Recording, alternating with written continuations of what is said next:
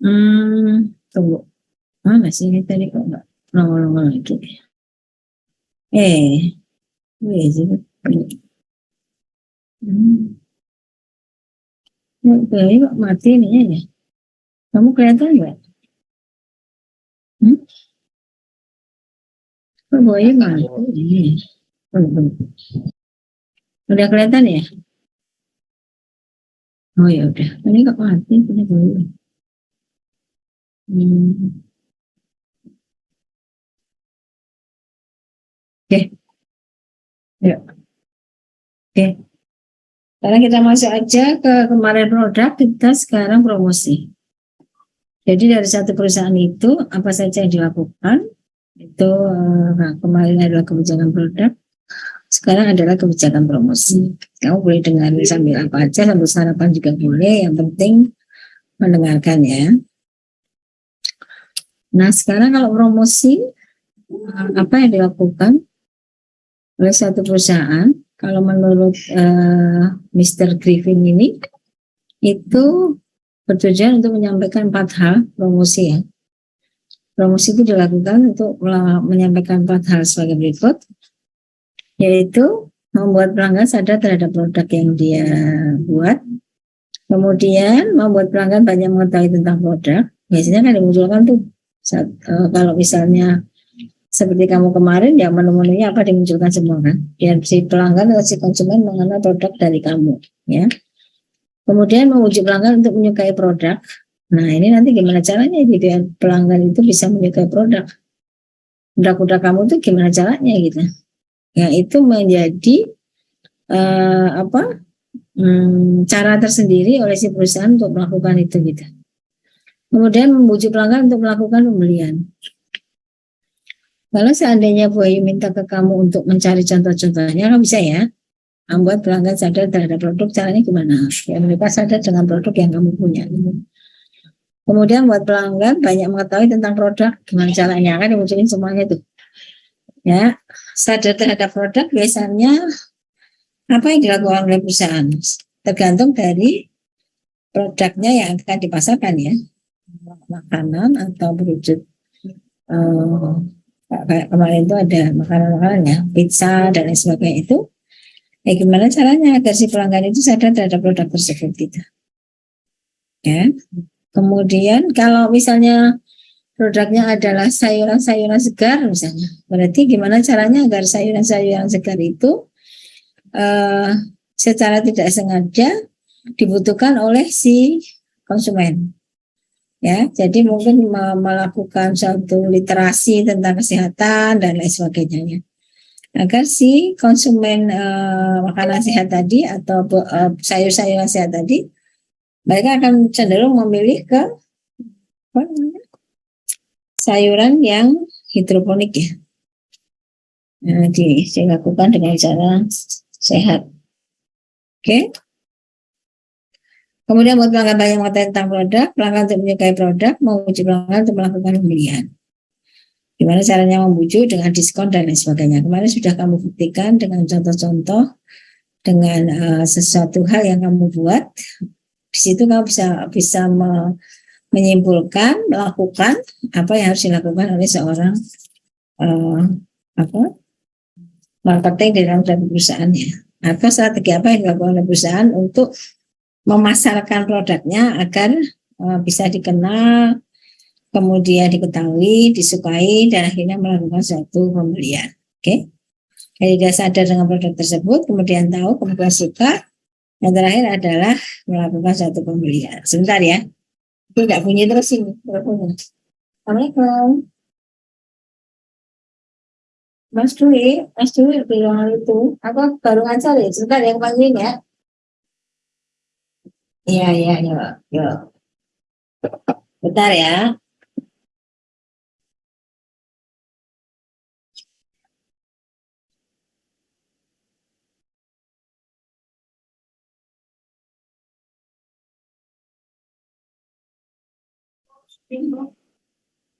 Itu Bapak.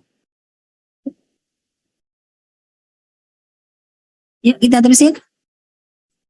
Kemudian ini kebijakan promosi ya. kita terusin. Jadi itu ada di dalam benak kamu.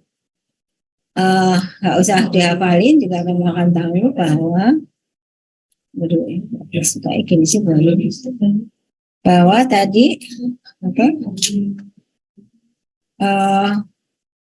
tujuan dari promosi itu ini, sadar, tahu, suka, beli, ya. Dia sadar, dia tahu, dia suka, kemudian dia beli. Oke, itu menurut Mr. GN ini ya. Nggak usah kamu hafalin, kamu sudah tahu, sudah di luar kepala ya. Kalau dia sadar, tahu, suka, kemudian beli. Nah, tujuan akhir dari promosi untuk meningkatkan volume penjualan itu informasi-informasi apa yang dilakukan produk kepada konsumen ya.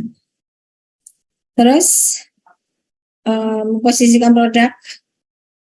Jadi produk itu kita posisikan di mana? Apakah sebagai pemimpin pasar, pengikut pasar, atau apa gitu ya. Jadi diposisikan dulu produkmu itu mau apa? Apakah sebagai pengikut pasar, atau pemimpin pasar, atau pelengkap pasar, atau apa gitu ya. Jadi diinfokan dulu tentang produknya, kemudian diposisikan produknya, kemudian menambah nilai produk, ya, menambah nilai produk dengan memberikan nilai lebih dari satu produk dengan tambahan nilai. Ya. Kamu mau inovasi apa dalam produk tersebut gitu. Dan terakhir mengontrol volume penjualan, ya. Dengan promosi yang mampu meningkatkan penjualan, melakukan event-event kegiatan untuk meningkatkan penjualan seperti diskon, promo, dan lain sebagainya. Gitu ya. Itu tujuan akhir dari suatu promosi. Informasi yang boleh dilakukan adalah itu. Untuk apa? Agar konsumen sadar, tadi sadar, apa? Sadar, tahu, suka, beli. Oke. Poin itu yang mendasari seluruh dari suatu promosi. Oke. Nah, strategi promosi pada umumnya ada dua. Strategi promosi itu pada umumnya ada dua, yaitu pas strategi sama push strategi. Ya, kalau pas strategi itu perusahaan memasarkan produknya secara agresif kepada grosir dan pengecer ya. Jadi dua linknya itu dipakai. Grosir dan pengecer ya. Kemudian kan membujuk konsumen untuk membelinya. Ya, jadi si konsumen dibujuk untuk membeli melalui grosir dan pengecer. Ya, itu pas strategi. Perusahaan secara aktif melakukan promosi untuk mendekati konsumen sehingga konsumen tertarik untuk melakukan pembelian. Itu push ya. Jadi didorong, ditekan gitu. Kemudian pull strategi. Promosi perusahaan yang langsung menarik pelanggan untuk meminta produknya kepada pengecer. Ya, saya ini lebih menekankan pada permintaan konsumen akan produk yang kita tawarkan. Jadi ada push, ada pull. Oke, itu adalah promosi. Nah, sekarang bauran promosi. Bauran promosi. Ya, bauran promosi. Kombinasi 4 tipe alat promosi yang terdiri dari iklan, penjualan pribadi, promosi, publisitas. Ya, faktor-faktor yang penting dilakukan dalam bauran promosi adalah produk yang dijual, target pasar, kemudian anggaran promosi. Ini bauran dari promosi ya. Produk yang dijual berarti apa aja yang kamu bisa informasikan, misalnya sifatnya dan lain sebagainya ya. Kemudian target pasarnya mana yang kamu pilih. Kemudian anggaran promosinya, kesediaan promosi, anggaran promosi yang digunakan untuk memasarkan barang agar lebih dikenal oleh konsumen. Ya, jadi di sini ada faktor-faktor yang berpengaruh di dalam bauran promosi.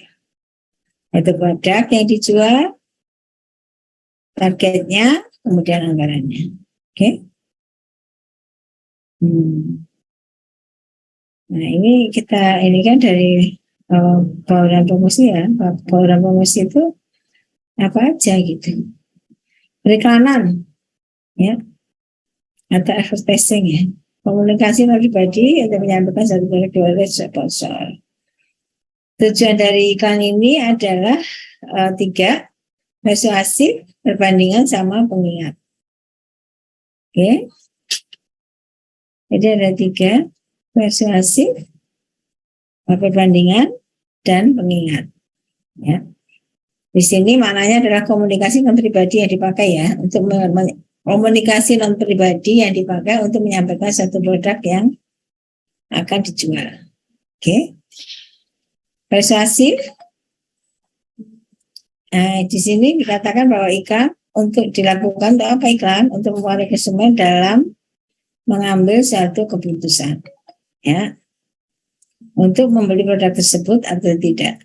Oke, itu secara persuasif. Kemudian perbandingan, membandingkan dua produk secara langsung untuk menonjolkan kelebihan produk yang dimiliki sehingga mampu mencuri perhatian konsumen dan penjualan produk dari pesaing. Misalnya kalau sekarang yang baru seru di TV itu air minum itu loh.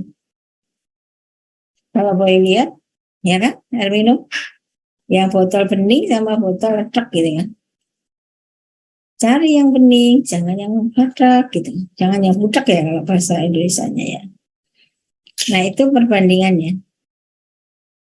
Nah kalau persuasif tadi pelan-pelan pengaruh konsumen.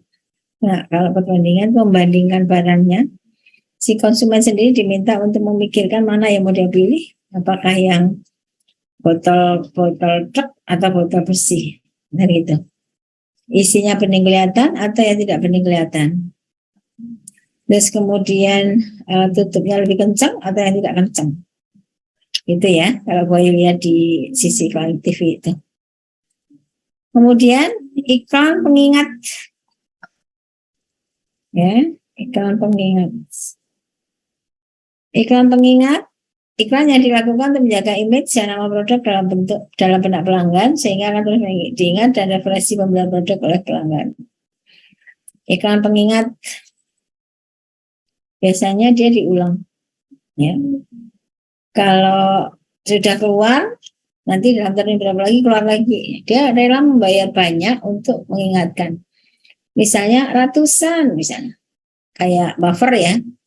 Buffer tinggal nikmatnya ratusan, apa lapisannya ratusan, gitu. Nanti diingatkan lagi, keluar lagi, diingatkan lagi. Itu periklanan dengan tujuan mengingatkan. Ya, jadi ada perbandingan, ada persuasif, perbandingan, dan pengingat. Nah, coba nanti kamu cari produk-produk yang lain. Coba saudara perhatikan iklan produk di sekeliling saudara. Ya, dilihat dari sisi tujuan iklan tersebut. Nah, kan? Kamu cari ya di sekeliling kamu apa, misalnya tentang mobil, tentang minuman, tentang makanan, tentang apa aja sebenarnya bisa kamu lakukan di sini. Tujuan dari iklan tersebut itu apa gitu. Kenapa dia sering muncul, kenapa dia tidak sering muncul, tapi ditekankan di mana misalnya. Ya, itu bisa kamu lihat dari situ. Oke, kemudian berikutnya. Ini media iklan ya. Ada berbagai macam nih. Koran, televisi, radio, majalah, internet, ya, dan lain sebagainya. Nah, jenis iklan secara umum dikelompokkan dalam 3 kategori. Iklan merek, iklan dukungan, iklan institusi. Ya, kalau tadi tujuannya ya. Nah, ini pengelompokannya. Yaitu mempromosikan satu merek khusus, dukungan, mempromosikan maksud pandangan atau kandidat, itu dukungan. Iklan institusi mempromosikan citra jangka panjang perusahaan. Biasanya ini untuk perusahaan-perusahaan ya, mengiklankan perusahaan. Misalnya kayak STM Sakti gitu kan. Citranya jangka panjangnya seperti apa dan lain sebagainya. Iklan institusi. Oke, ini jenis iklan. Ya. Kemudian yang kedua, kalau tadi advertising, sekarang personal selling. Nah, ini personal selling ya. Personal selling itu lebih dilakukan pribadi ya. Ya, penjualan pribadi. Terus sebentar ya. Ada yang ini, bentar aja. Apa?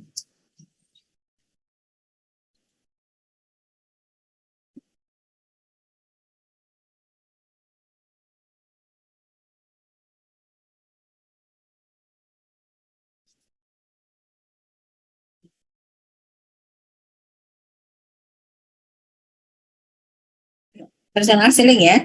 Personal selling ini suatu iklan yang dilakukan secara personal ya. Jadi tadi ada advertising, kemudian personal selling yang secara personal. Penjualan pribadi dilakukan penjual dengan berkomunikasi secara langsung dengan konsumen untuk mengetahui kebutuhan dan menawarkan produk milik penjual kepada konsumen. Nah, kalau personal selling ini bentuknya apa nanti?